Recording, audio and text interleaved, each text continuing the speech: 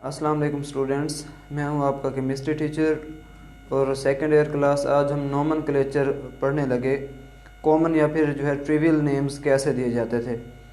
देखें 19वीं सेंचुरी के एंड तक तकरीबन 7 मिलियन ऑर्गेनिक कंपाउंड डिस्कवर हो चुके थे। अब मसला था नेमिंग का। देखें पहले नाम कैसे दिए जाते थे। पहले हिस्ट्री में नाम दिए जाते थे ऑर्गेनिक कंपाउंड को उसके सोर्स की बेस पे, या उसकी डिस्कवरी की बेस पे, या मेथड्स ऑफ प्रिपरेशन की बेस पे, या फिर नेम ऑफ द साइंटिस्ट और केमिस्ट वर्किंग ऑन दैम। तो ये नेम जो है काफ़ी ज़्यादा मसला काज कर रहे थे, तो उसके लिए फिर नोमेनक्लेचर बनाया गया। देखिए पहले हम बात कर लेते हैं कि कैसे जो है जो जनरल या कॉमन नेम थे वो बनाए जाते थे और फिर उनमें क्या इश्यूज़ हुए। तो इससे पढ़ने से पहले सबसे नोमेनक्लेचर की डेफिनेशन के नोमेनक्लेचर क्या होता है जी। ऐसा सिस्टम है जिसमें हम ऑर्गेनिक कंपाउंड्स को नाम देते हैं, उसे कहते हैं नोमेनक्लेचर। तो कॉमन और ट्रिवियल नेम को हम स्टार्ट करते हैं। सबसे पहले देखें, आपने नाम सुना है मीथेन गैस का ना, मार्च गैस, मीथेन गैस CH4, इसे हम कहते हैं जी मीथेन। अब आजकल हम इसे मीथेन कहते हैं।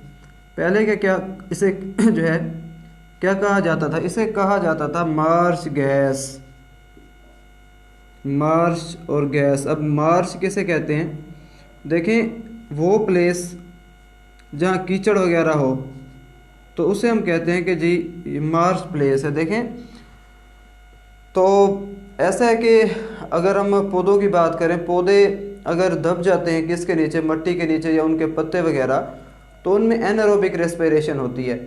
तो जैसे उनके अंदर एनारोबिक रेस्पिरेशन होती थी तो वहाँ पर जो है गैस उस मट्टी से या उस मार्शी प्लेस से गैस जो है बबल आउट होना शुरू हो जाती थी। तो ये जो गैस है इसे मार्च गैस कहते थे, बबल्स की सूरत में जो आउट होती थी। तो इसी मार्च गैस की बुनियाद पर मीथेन को जो है हम कहते थे कि ये मार्च गैस है, क्योंकि मार्शी प्लेसेस से इवॉल्व हो रही है, तो जी मार्च गैस। दूसरी मैं आपको एग्जांपल दे देता हूँ। जैसे हम कार्बोक्सिलिक एसिड फैमिली की बात कर लेते हैं, तो सबसे पहले हम बात करते हैं CH3COOH। अब इसे हम क्या कहते हैं, इसे हम कहते हैं एसिटिक एसिड। एसिटिक एसिड इसे कहते हैं। देखें अब जो एसिड, अब आजकल हम इसे क्या कहते हैं, आजकल हम इसे कहते हैं एथानोइक एसिड। अब एसिटिक एसिड इसका नाम कैसे पड़ा, ऐसे है कि लैटिन ज़बान ज़्यादा यूज़ करते हैं, लैटिन या फिर ग्रीक न्यूमरल्स को ज़्यादा यूज़ किया जाता है। एसीटम, एसीटम से जो है एसिटिक निकला, और एसीटम का मतलब होता है विनीगर। विनीगर जो है सिरके को कहते हैं। तो इस बुनियाद पर जो है हम इसे कहते हैं जी। अब ये आजकल भी यूज़ होता है एसिटिक एसिड नाम, मगर इसका नाम जो है वो है एथानोइक एसिड। हम एक और एसिड की बात करते हैं HCOOH।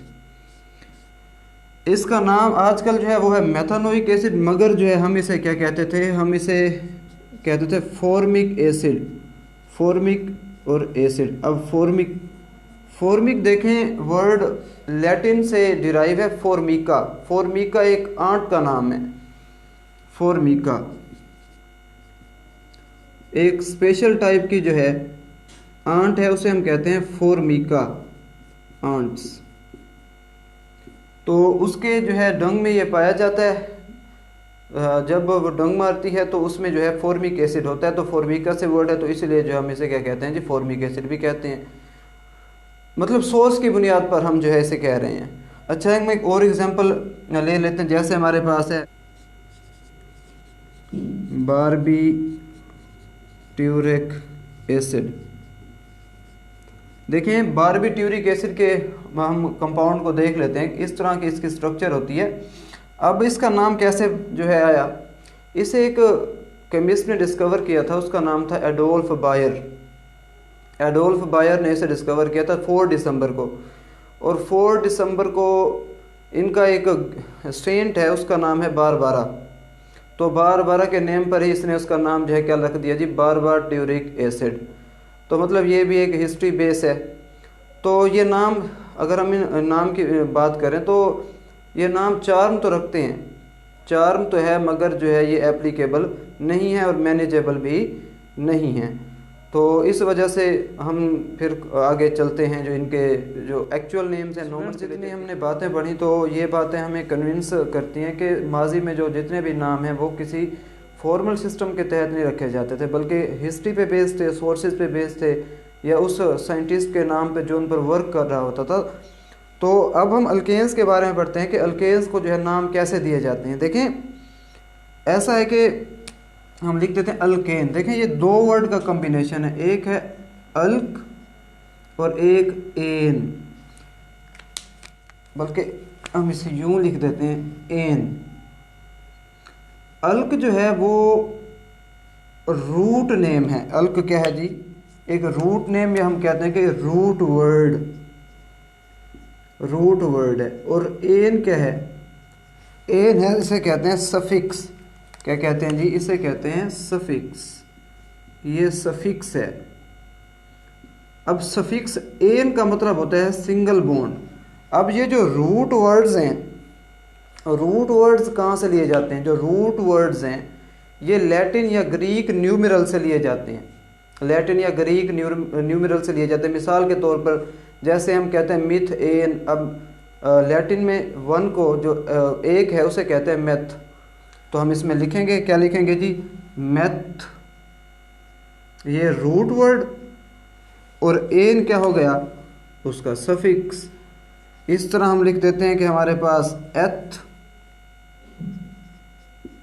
ये रूट वर्ड हो गया, और एन क्या हो गया? सफिक्स। सफिक्स एन का मतलब सिंगल बॉन्ड।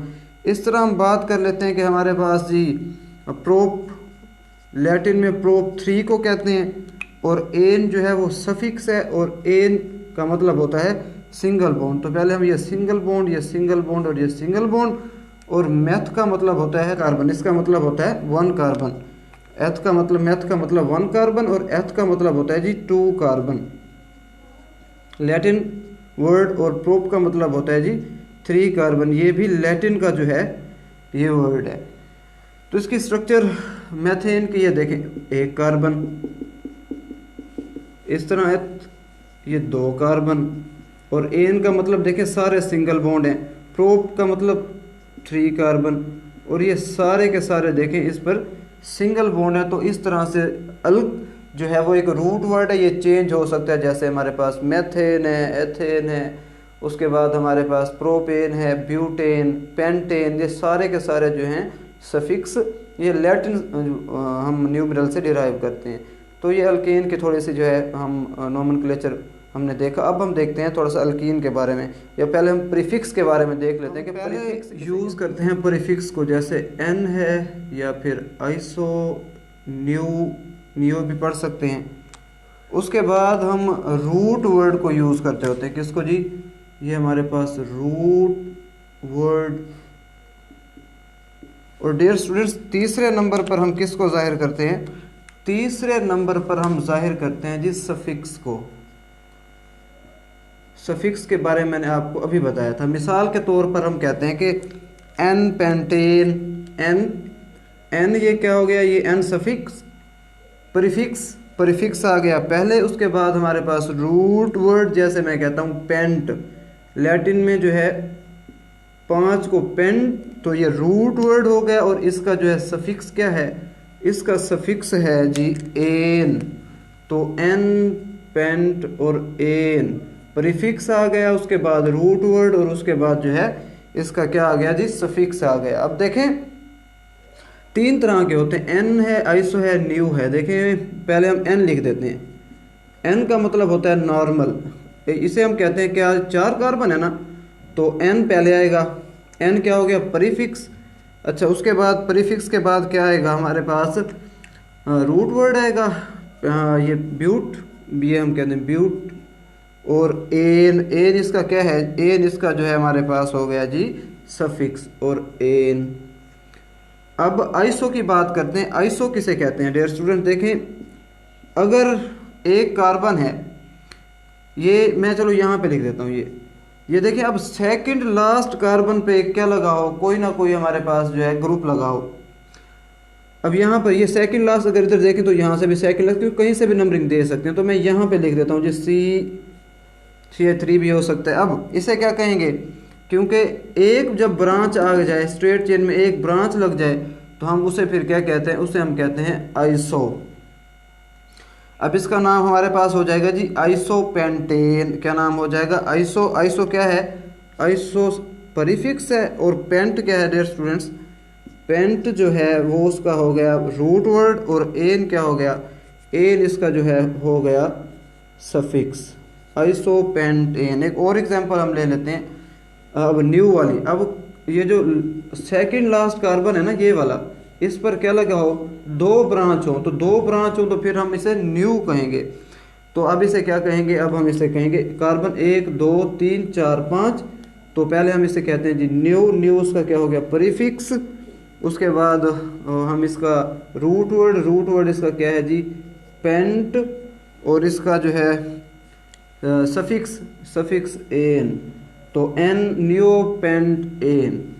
तो स्टूडेंट्स ये हमारे पास इसका मेथड और इसका जो है प्रीफिक्स का कंसेप्ट है। अब मैं आपको एक बात बताता हूँ, देखें आप एक स्ट्रक्चर देखें आइसोओक्टेन की। अगर हम आइसोओक्टेन की स्ट्रक्चर देखें तो लेफ्ट हैंड साइड से देखें तो चौथे नंबर पर क्या लगा हुआ है, एक मतलब ग्रुप लगा हुआ है CH3। और अगर इसे राइट साइड पे आए तो कार्बन पर देखें तो यहाँ पर लगे हुए हैं दो ग्रुप, मतलब आइसो भी लगा हुआ है और नियो भी लगा हुआ है। अब हम इसे क्या कहेंगे डियर स्टूडेंट्स, जब आइसो और नियो दोनों ग्रुप आ जाएं तो हम फिर आइसो को जो है प्रेफर देते हैं, तो इस कंपाउंड को हम क्या कहेंगे, आइसो ऑक्टेन कहेंगे। तो ये बात आपने याद रखनी है कि हम इसे आइसो ऑक्टेन कहेंगे क्योंकि हम आइसो को प्रेफर दे रहे हैं। डियर स्टूडेंट्स अब ये जो मेथड है प्रीफिक्सेस वाला, ये एक फेल है क्योंकि कम्प्लेक्स मॉलिक्यूल्स के लिए या कम्प्लेक्स ऑर्गेनिक कंपाउंड्स के लिए ये एप्लीकेबल नहीं है। दूसरा, ये स्ट्रक्चर्स को भी के बारे में मिनिमम इंफॉर्मेशन देता है, स्ट्रक्चर्स को एक्सप्लेन करने में मिनिमम जो है ये इंफॉर्मेशन देता है। तो ये अल्कीन की बात करते हैं कि अल्कीन को नाम कैसे दिए जाते थे। देखें अल्कीन की हम बात करते हैं तो अल्कीन का ये मेंबर यहाँ 2H लग सकते हैं, तो यहाँ भी 2H लग सकते हैं, हम लगा देते हैं। इस तरह हम इसकी दूसरी एग्जांपल ले लेते हैं, ये C और ये C, डबल बॉन्ड लगा दें तो यहाँ H2 लग सकता है, यहाँ पर 1H लग सकता है और यहाँ पर जो है 3H लग सकते हैं। इस तरह हम ये एग्जांपल ले लेते हैं तो यहाँ हम डबल बॉन्ड लगा देते हैं, यहाँ C लगा देते हैं, बाकी H नहीं लगा रहे हम। अब देखें डियर स्टूडेंट्स माजी में इसे नाम कैसे दिए जाते थे। अब वही हम रूल की बात करेंगे, रूट वर्ड पहले और हमारे पास सफिक्स बाद में। अब रूट वर्ड इसका है जी, माजी की बात कर रहा हूँ, अल्क और आइलीन, अल्काइलीन इसका नाम था माजी में। ये 3 कार्बन है ना, 1 2 3, तो इसका नाम क्या था, प्रोप और आइलीन। ये एक ब्रांच लगी हुई है, तो अभी मैंने बताया था कि इसे क्या कहते हैं, इसके सबसे पहले इसकी प्रीफिक्स लगाएंगे तो इसे कहते हैं आइसो। और ब्यूट, ब्यूट क्या हो गया जी, हमारे पास रूट वर्ड, आइसो प्रीफिक्स, और आइलीन ये क्या हो गया जी सफिक्स। तो आइसो ब्यूटाइलीन, माजी में इसे ऐसे नाम दिए जाते थे, मगर अब इसका नाम हम जानते हैं इथीन है, प्रोपीन है और आइसोब्यूटीन है। तो ये हमारे पास अल्कीन का कंसेप्ट हो गया। अब हम थोड़ा सा अल्काइल ग्रुप के बारे में पढ़ लेते हैं। अल्काइल ग्रुप की सिंपल सी डेफिनेशन है कि आप क्या करें, आप एक अल्केन से एक हाइड्रोजन को रिमूव कर दें, तो सीधी सी बात है कि ये अल्केन है जी, अल्केन। आप अल्केन में क्या करें, आप अल्केन में जो है हाइड्रोजन को जब रिमूव करेंगे, एक हाइड्रोजन को जैसे ही आप यहाँ पे रिमूव करेंगे तो वो क्या बन जाएगा, वो बन जाएगा जी अल्काइल ग्रुप। ये हो जाएगा अल्काइल और ग्रुप। ये अल्काइल कह सकते हैं, अल्काइल ग्रुप भी कह सकते हैं, तो हम इसे अल्काइल कह देते हैं। अब देखें जो यहाँ पर एन है ये सफिक्स होता है, तो सफिक्स एन से फिर क्या हो जाएगा, आइल हो जाएगा। डियर स्टूडेंट्स अब हम इसे जो है करके देख भी लेते हैं। हमारे पास है ये मीथेन CH4, ये यहाँ पर 4 हाइड्रोजन लगे हुए हैं। मैं एक हाइड्रोजन जो है यहाँ से रिमूव करता हूँ, तो जैसे ही हम एक हाइड्रोजन रिमूव करेंगे तो क्या बच जाएगा, हमारे पास सी और ये 3 हाइड्रोजन बच जाएंगे, हम इसे कहेंगे CH3 और एक बॉन्ड खाली, और इसका नाम है जी मिथाइल, इसका नाम है जी मेथाइल। अच्छा, दूसरी बात, अब हम इसमें से दोबारा जो है वो 2 हाइड्रोजन रिमूव कर देते हैं। तो 2 हाइड्रोजन रिमूव करते हैं तो नाम क्या हो जाएगा, एक हाइड्रोजन ऑलरेडी रिमूव हो चुका है तो हम 2 कर देते हैं। अब देखें यहाँ भी एक H रह जाएगा, H और H, तो ये CH2 बच जाएगा। अब इसका नाम क्या है डियर स्टूडेंट्स, इसका नाम होता है मिथाइलिन। क्या नाम होता है जी, मिथाइलिन। अच्छा, हम तीसरा हाइड्रोजन भी रिमूव कर देते हैं। तो हम जब पहला हाइड्रोजन रिमूव करेंगे उसे क्या कहेंगे, मिथाइल। दूसरा हाइड्रोजन रिमूव करेंगे तो क्या नाम होगा जी, हमारे पास मिथाइलिन। तीसरा जब हाइड्रोजन रिमूव करेंगे फिर उसका नाम होगा डियर स्टूडेंट्स इथाइन। तो अल्काइल ग्रुप का जनरल फार्मूला देखें। सबसे पहले हम अल्केन के जनरल फार्मूले की बात कर लेते हैं ना। CnH2n+2 था, जब एक हाइड्रोजन रिमूव कराएंगे तो इसका फार्मूला हो जाएगा CnH2n, और +2 था तो एक गया तो ये एक, तो ये इसका जो है जनरल फार्मूला होता है डियर स्टूडेंट्स। उसके बाद मैं आपको थोड़ा सा प्राइमरी, सेकेंडरी, टर्शरी और क्वार्टनरी कार्बन का जो है कंसेप्ट बताता हूँ। देखें, अगर एक कार्बन डायरेक्टली किसी और कार्बन से ना लगा हो तो हम उसे कहते हैं प्राइमरी कार्बन। अगर एक कार्बन मज़ीद एक कार्बन से डायरेक्टली अटैच हो तो हम उसे क्या कहते हैं, उसे हम कहते हैं कि प्राइमरी कार्बन। अगर एक कार्बन 2 कार्बन से डायरेक्टली अटैच है तो फिर हम उसे क्या कहते हैं, सेकेंडरी कार्बन, और उसे 2 नोड से जो है रिप्रेजेंट करते हैं। तीसरी बात, अगर एक कार्बन जो है वो डायरेक्टली मज़ीद 3 कार्बन से अटैच हो तो हम उसे टर्शरी कार्बन कहते हैं और उसे 3 नोड से जाहिर करते हैं। अब एक कार्बन अगर 4 कार्बन से जो है स्टूडेंट्स डायरेक्टली अटैच है तो फिर उसका क्या नाम होगा, फिर उसका नाम होगा क्वार्टनरी कार्बन। तो ये हमारे पास प्राइमरी, सेकेंडरी और टर्शरी का कंसेप्ट है स्टूडेंट्स। इसके बाद हम अल्केन्स का नोमेनक्लेचर स्टार्ट करेंगे। ये आपको अच्छी तरह समझना है, वो फिर समझ आएगा। अल्लाह हाफिज़।